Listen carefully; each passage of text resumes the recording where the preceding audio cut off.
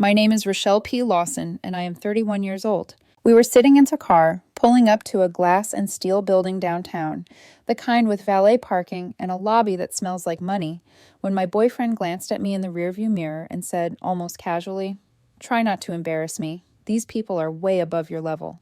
He didn't say it jokingly. There was no smile, no wink, no softening tone.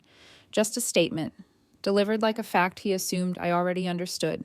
I laughed it off because that's what I always did.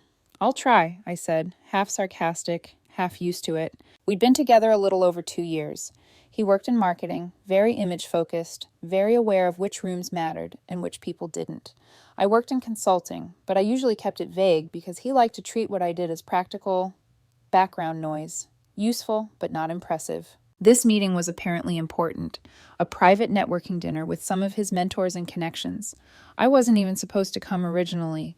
One of the guests canceled last minute, and suddenly I was useful as a +1. On the drive there, he corrected my posture, told me not to talk about normal stuff, warned me not to mention where I grew up because it came off small. When I asked what was safe to talk about, he sighed like I was already exhausting him. "Just listen more than you speak," he said, "and please don't make it about you." We walked inside, and I could feel him tense up beside me. His hand was stiff in mine, his smile already rehearsed.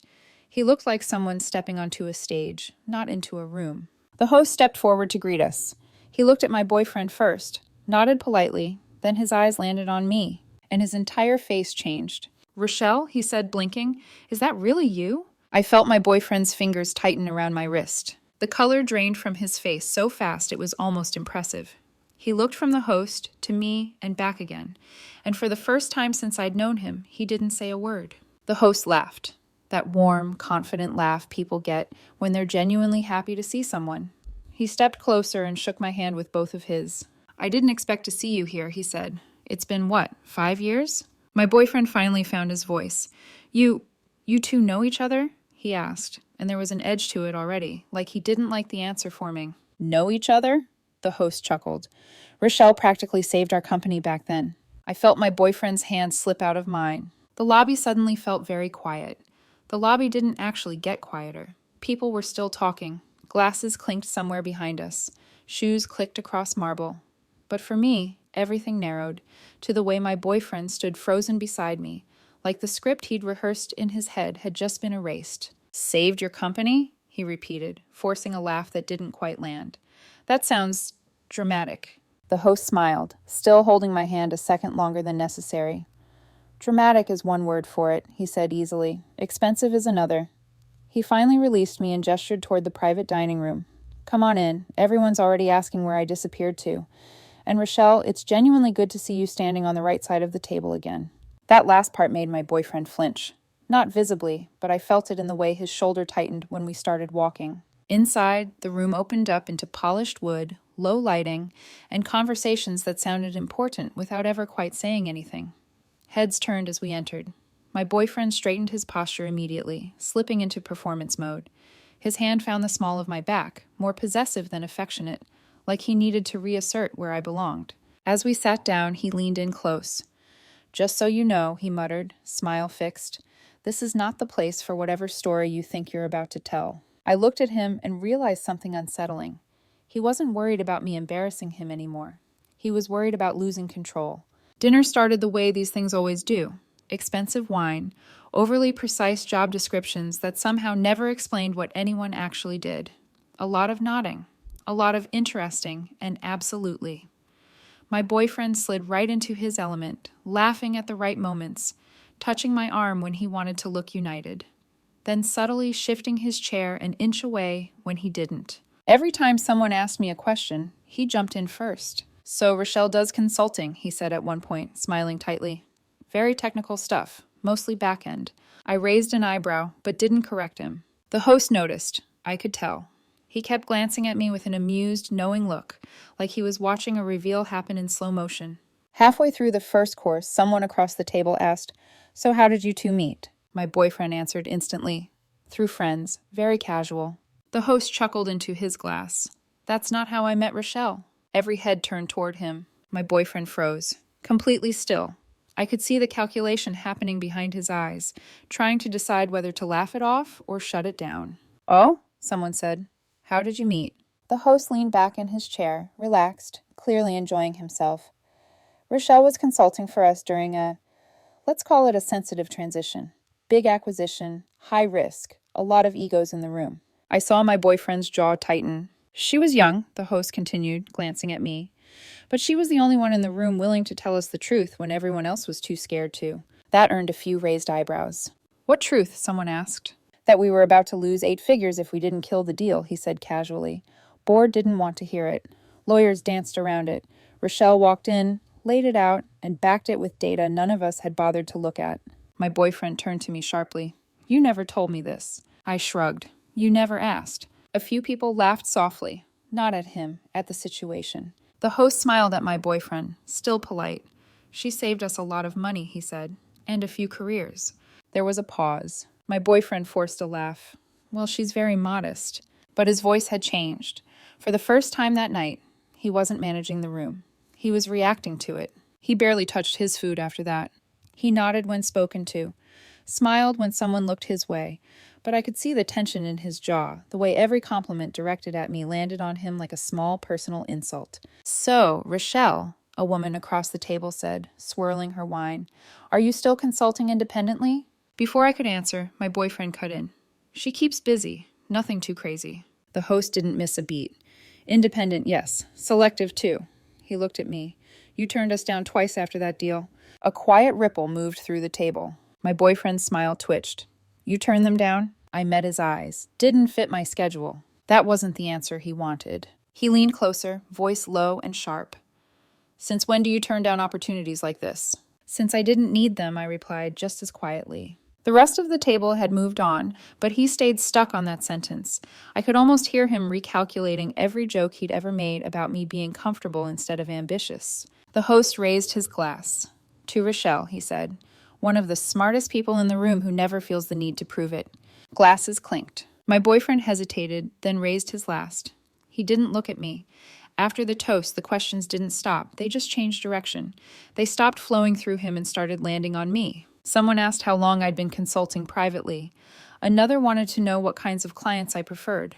A third asked if I ever missed being in-house. I answered simply, honestly, without embellishment.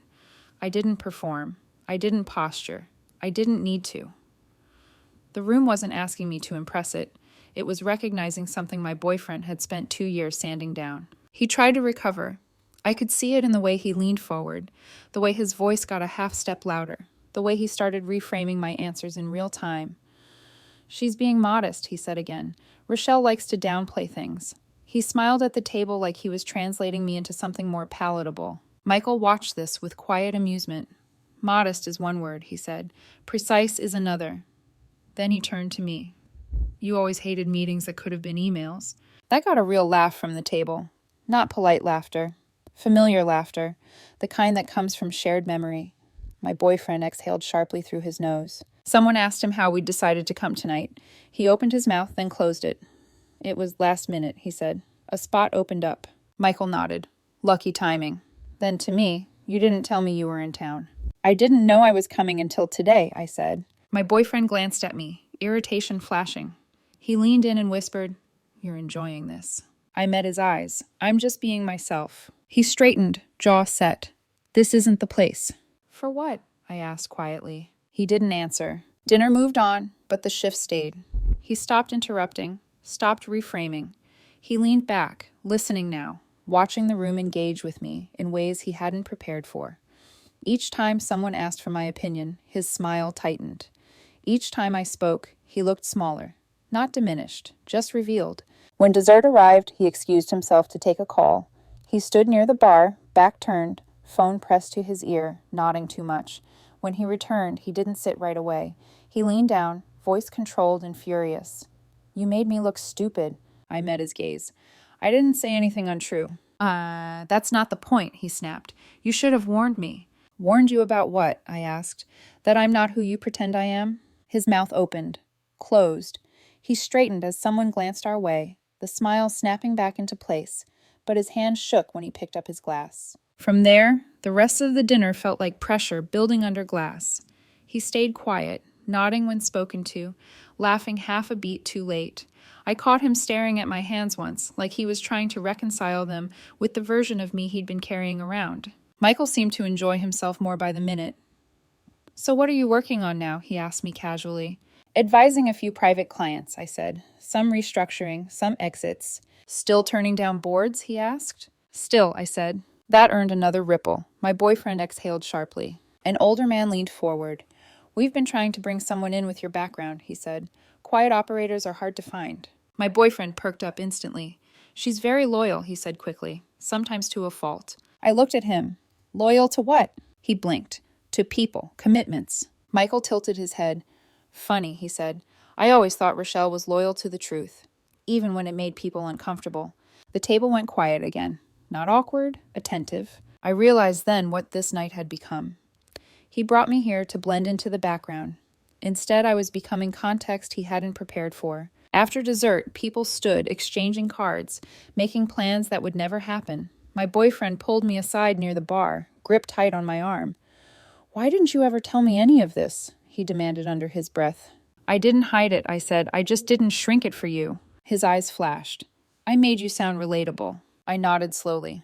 "You made me sound smaller." He glanced around, checking who might be watching. "You're being dramatic." I looked past him at Michael, deep in conversation, unconcerned. And it clicked. I wasn't invited to stand beside him tonight. I was invited to stay beneath him. For the first time in a long while, I knew exactly how done I was. We didn't leave together right away. He lingered, forcing smiles, saying the right goodbyes to the right people, laughing a little too brightly, like nothing had gone wrong. I stood a few steps behind him, suddenly invisible again, but this time by choice. Michael caught my eye as people filtered out. "You ever want to grab coffee?" he said. "No agenda, just talk." I nodded. "I'd like that." I felt my boyfriend stiffen. He heard it. I know he did. The car ride home was silent for the first 10 minutes. No music, no small talk. Just the low hum of the city at night and the sound of tires on pavement. Finally, he broke. "I don't understand why you let them think you're some kind of big deal," he said, eyes fixed on the road. I turned to him. "I didn't let them think anything." He scoffed. "You knew exactly what you were doing." "No," I said calmly. "You're the one who assumed I'd embarrass you." He slammed his hand lightly against the steering wheel. "Because you never act like that. You downplay everything. You made me look like an idiot for believing you." That one landed differently. "I didn't make you believe anything," I said. "You believed what was convenient." He laughed, sharp and bitter.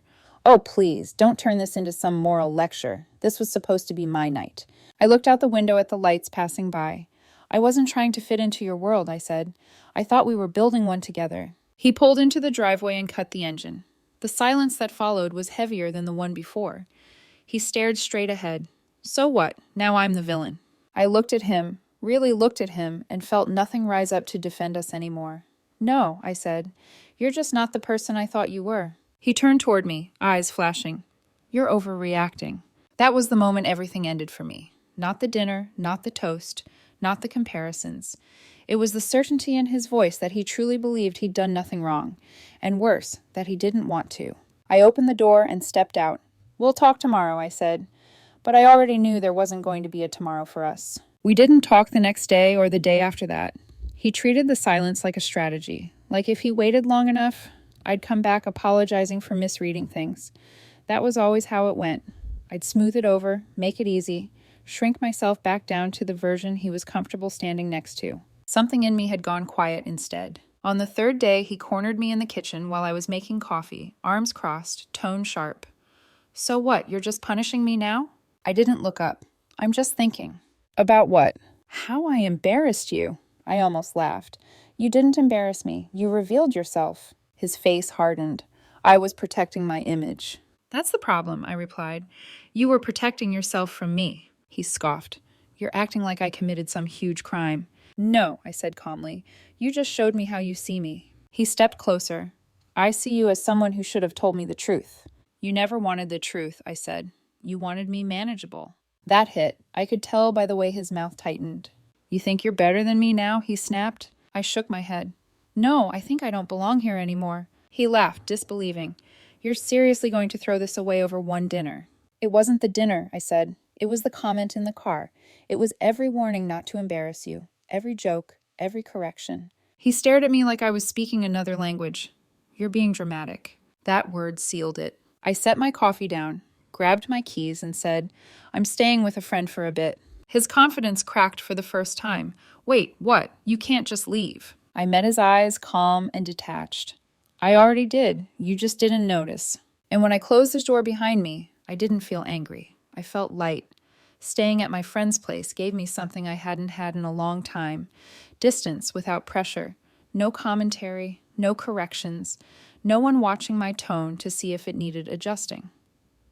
The first night, I slept harder than I had in months, not because I was exhausted, but because my body finally understood it wasn't on alert anymore. He texted the next morning like nothing fundamental had changed. Logistics wrapped in half apologies that weren't really apologies. I think we both said things. This feels blown out of proportion. We should talk like adults. What he never said was, I'm sorry. What he never asked was, are you okay? I didn't respond. Silence wasn't a tactic, it was a boundary.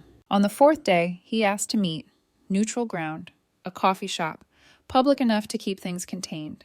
I agreed because I wanted to hear him when there wasn't an audience or a script to hide behind. He arrived dressed like he was going to an interview. Perfect hair, neutral colors, controlled expression. It hit me then. This wasn't about us. It was about regaining footing, about restoring the image he felt had slipped. I've been thinking, he said, folding his hands like this was a negotiation. I might have underestimated you, and maybe you enjoyed proving a point. I waited. But, he continued, you also put me in an impossible position. You know how important perception is in my world. There it was again. My world. You didn't trust me, I said. He frowned. I trusted you not to blindside me. I trusted you to respect me, I replied. We both lost. He leaned back, arms crossed. So what, you want me to apologize for being ambitious? No, I said calmly. I wanted you to stop being ashamed of me. His mouth opened, then closed. He didn't expect that answer. That's not fair, he said. I was protecting us. You were protecting upward, I corrected. I was disposable. His eyes hardened. You're rewriting this to make me the villain. This isn't a rewrite, I said. It's the first time I'm not editing it for you. He stared at me, then tried the line he probably thought would bring me back. If you walk away now, you're giving up on something that could be really good. I stood, picked up my jacket. No, I'm giving up on being tolerated. I left before he could say anything else. He didn't follow. I moved my things out a week later. He wasn't there. He said he had meetings all day. It felt intentional. Avoid the awkwardness without acknowledging the finality. I packed quietly, efficiently, no dramatics, no lingering. It was strange how little there actually was once I separated what was mine from what was ours. Turns out we hadn't built much together at all. He texted while I was loading the last box. I don't think you're making the right choice. I stared at the message longer than necessary, then replied once. I finally am. That night, he posted a carefully worded caption about outgrowing situations and choosing alignment. No mention of me. Just vague enough to make people ask questions. Just flattering enough to make him the protagonist. Mutual friends reached out. Some curious, some sympathetic. One message stood out from someone who'd been at the dinner. Didn't realize who you were until after. For what it's worth, you handled yourself with a lot of class. Weeks passed. The quiet didn't feel lonely. It felt honest. No corrections, no warnings, no shrinking. I ran into Michael again by coincidence. We grabbed coffee, talked about work, life, what comes next. At one point, he smiled and said, You seem lighter. I stopped carrying something that wasn't mine, I said. He reached out one last time a month later. Just a sentence. I hope you find someone who fits you. I didn't reply. For the first time, I already had. A few months passed without anything dramatic happening, and that was the strangest part. No surprise messages, no late-night apologies, no angry posts aimed vaguely in my direction. Just distance settling into permanence, the kind that doesn't announce itself, but slowly becomes real. Life didn't transform overnight. There was no montage where everything suddenly sparkled. What changed instead was quieter and more lasting. I stopped rehearsing conversations in my head before having them. I stopped scanning rooms for approval. I stopped adjusting my tone so no one could accuse me of being too much or out of place. Mornings became easier. Evenings felt longer. The silence in my apartment wasn't empty. It was neutral, honest. A mutual friend mentioned him in passing one night, casually, like an update that no longer carried weight. Apparently, he was still telling people his version of the dinner, that I blindsided him, that I enjoyed humiliating him, that I'd changed. I didn't correct it. Anyone who needed the truth would eventually notice the pattern on their own. People always do. What stayed with me wasn't anger, it was clarity. I realized I hadn't left because of one sentence in the car or one comment at dinner. I left because of how easily he'd said it, because of how comfortable he was believing I should stay smaller so he could feel secure, because he needed me beneath him to feel tall. I ran into him once more, unexpectedly, weeks later. Not a planned meeting, just the two of us crossing paths in a place we used to go together. He looked surprised. I didn't. We exchanged polite hellos, nothing more. He seemed unsettled by how little there was left between us. I wasn't. Later that night, I thought about the warning he'd given me in the car. Try not to embarrass me. These people are way above your level. It hadn't been an insult. It had been a confession. He'd told me exactly how he saw me. It just took one room, one dinner, one moment of exposure for me to finally listen. Here's what I learned. Love doesn't ask you to make yourself smaller so someone else can feel important. It doesn't warn you not to embarrass it. It doesn't flinch when a room recognizes your worth. And it certainly doesn't need you quiet to survive. Walking away wasn't loud. It wasn't vengeful. It didn't come with speeches or ultimatums. It came with silence. With choosing myself without explaining why. And that silence did what no argument ever could. It ended the story cleanly. If someone ever tells you you're below their level, believe them. Not because it's true, but because it tells you everything about where they plan to keep you. And once you see that, the only real power move left is to leave without shrinking, without shouting, without asking permission.